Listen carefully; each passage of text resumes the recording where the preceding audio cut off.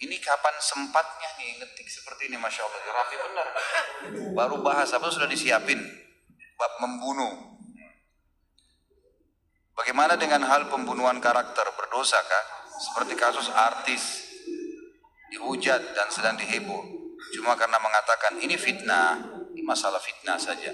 Fitnah lain lagi ya, itu dosa sendiri, nanti akan ada dosanya, ada bahasannya. Jadi tidak dikatakan ini istilah membunuh karakter, pembunuhan karakter itu kan cuma istilah. Bunuh tadi kita sudah bilang secara fisik sampai ruhnya orang itu hilang, gitu kan. Tapi fitnah memang lebih berat dosanya daripada membunuh itu. Karena Allah mengatakan wal fitnatu asyaddu minal qatl. Fitnah lebih keras daripada membunuh. Malah itu lebih berat sebenarnya, gitu kan? Lebih berat daripada masalah ini.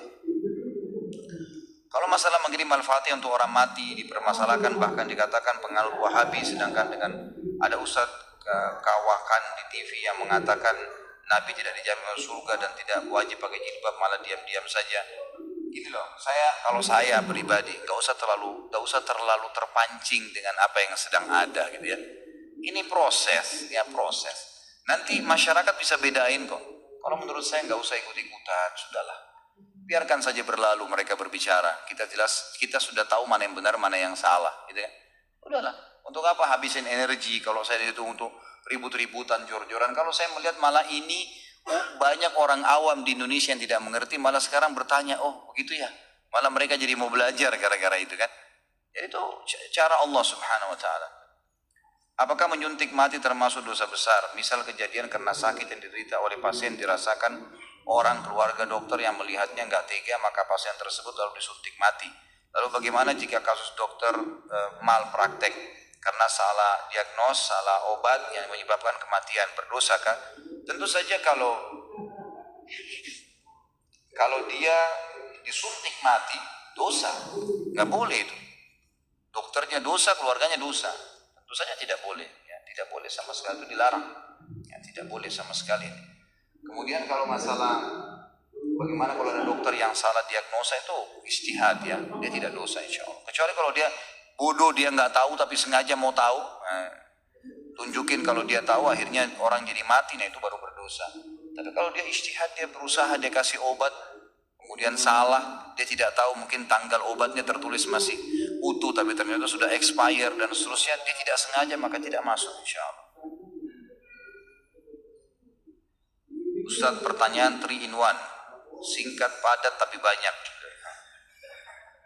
Jika makmum terlambat masbuk di masjid tapi sholat berjamaah sudah selesai namun ingin mendapatkan fadilah berjamaah, jika ada satu orang yang sedang sholat sunnah ba'diyah, bolehkah kita menjadi dia? Bolehkah jadikan dia imam?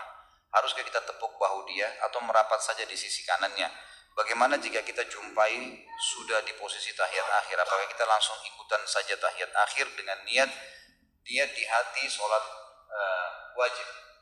Saya ingatkan kembali ya, pertanyaan kita, bahasan kita masalah membunuh, bukan sholat ya.